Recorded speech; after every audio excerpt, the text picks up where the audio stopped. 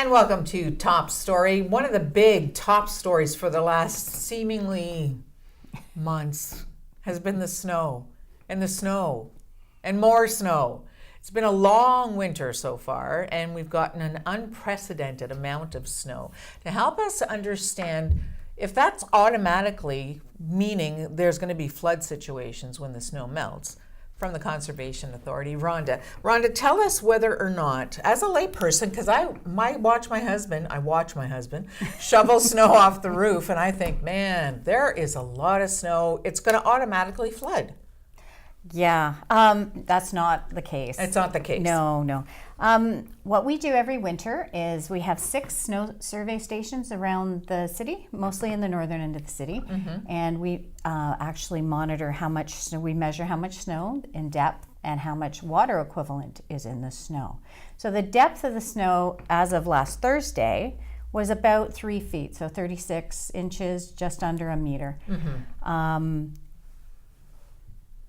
But we're not measuring areas that have been packed due to and piled up and that sort of thing. So, and the interesting part of the story is how much water's in that snow. Right. And that is what we use to determine if there's going to be flooding. Because it seems like there's been a lot of freezing rain because it gets warm a little bit and then you feel like it's melting and then it freezes rain and then so are there layers? What we're finding is there's not. And we're surprised by that as well. The amount of water in the snow is equivalent right now to about just over 7 ounces or 223 millimeters. That isn't an excessive amount for us in Sault Ste. Marie. Good to know. It is. So it's not a large volume. If it all melted today, yeah, that's huge. But typically our springs aren't like that. If we could get the ideal situation for spring melt is warm temperatures during the day, moderately, like say 5 to 7, and if it drops down below freezing at night, so that just to slow it down a little bit? Yeah, it slows the melt down, and so it allows the flushing of the water into the creeks and streams. That's the other thing. We monitor creeks and streams. We're not looking at the city infrastructure, so the drainage basins on the street and stuff. That's not our jurisdiction. That's the city's. That's good to clear up. Yeah, because if they get clogged and stuff, that's not up to you guys. No, that's the city's responsibility. We're looking at water levels in rivers and creeks and our flood control channels. So if we get a nice spring, and we've had mostly nice springs in the past, so we don't traditionally, and I'm not saying we're not going to, but traditionally spring is not our flood season. So with all the snow that people are complaining about, including myself, you're not overly concerned this year? I'm going to say right now the forecast is looking favorable. Okay. We're not seeing high temperature in the next 2 weeks. I can't go past 2 weeks, right? Right. So what we're seeing right now is fine. It's normal. What we see in the future, if we get a huge rainstorm, like a massive rainstorm, and the temperatures go up to 15 degrees, and we get there's a potential there. There's a possibility. But right now we can't say that. So what we do after every 2 weeks, we monitor that and we look at the potentials and we look at the forecast. We look at that every day. And I was going to say the weather forecast must be as important to you as it is to me because I have to talk about it so much. You must watch it all the time. We do. It's a daily planning cycle that we go through. So that gives us an indication of what we need to do next. So if we need to start, moving things around and that sort of thing within our own area, we'll do that. And it also gives us a chance to send out our watershed condition statements. So you'll see once it melt starts and water starts running, then we'll put out our watershed condition statement telling people to stay away from the slippery banks and that sort of thing because the water's going to be cold. It's going to be moving quickly, and that's our safety bulletin. And we escalate through conditions for flood outlook and then watches and warnings. So how much responsibility do you have for the citizen? I'm thinking, you just talked about how, when the waters start to go, they're obviously very cold and they're flowing pretty quickly sometimes. You advise, the city advises, people stay away from fast flowing creeks and rivers and that sort of thing. Are you responsible at all if someone's hurt or doesn't adhere to what you've suggested? Like, who's responsible if somebody gets hurt? Well, people are responsible for their own safety and well-being. If they don't take our advice, it is their responsibility. But we work closely with the city and the emergency response coordinators for this city.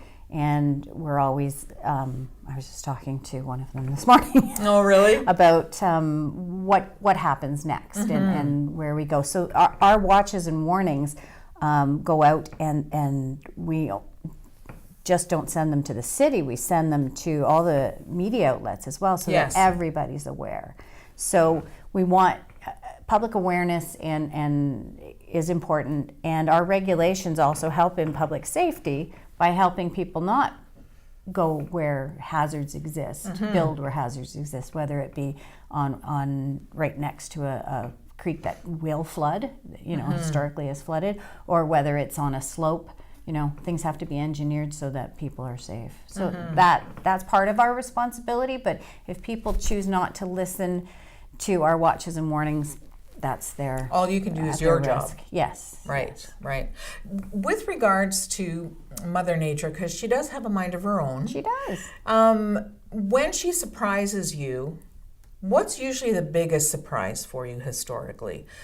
Is it the amount of water, how fast it's come? It's usually in the amount of precipitation that comes, because you can forecast up to a certain amount, and then if a circumstance can change due to whatever in Mother Nature is happening, that it was unanticipated, like our flooding in 2013. We put out the watches and warnings, but we really didn't anticipate the amount of precipitation that came down at that time. So the worst case scenario for the spring would be an underestimation of the precipitation that's coming down. So. Yeah.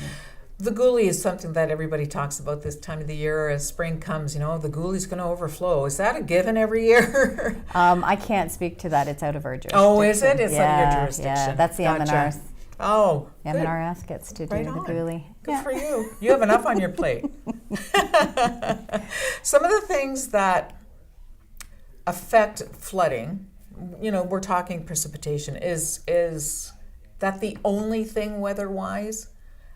Does wind affect any of that, or? Oh, wind is actually wind in the spring is our favorite thing. Oh, good. Yeah, because there's a process called sublimation where a snowpack can go from it's solid to vapor, and that's assisted by wind action. So the wind can come, and that's one of the things that traditionally has helped us avoid flooding in the spring, because our snowpack, it may not be melting very much, but it's sublimating, and it's decreasing the water content.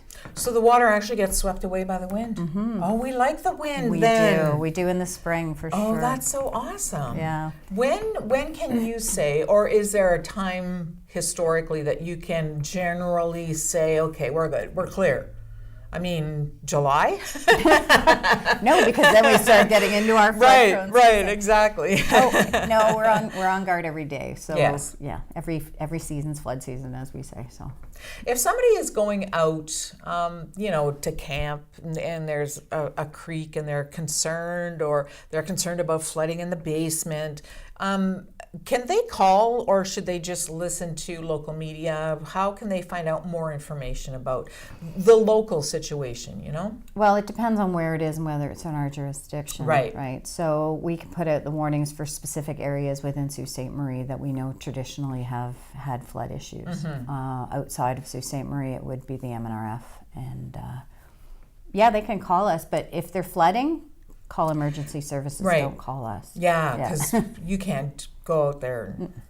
We will be out maintaining our flood control channels. That's what we have to do. Well, we trust that you're going to keep an awesome, good eye on it, as you do every year for us, Rhonda. Thanks for coming by and letting us know. Thank you. I'm so glad to hear that it's not quite as freakish as I feel like it It's not as could dire as it could be, no. Sigh of relief. Thanks so much, Rhonda. Thank you. Appreciate it. We'll be back right after this.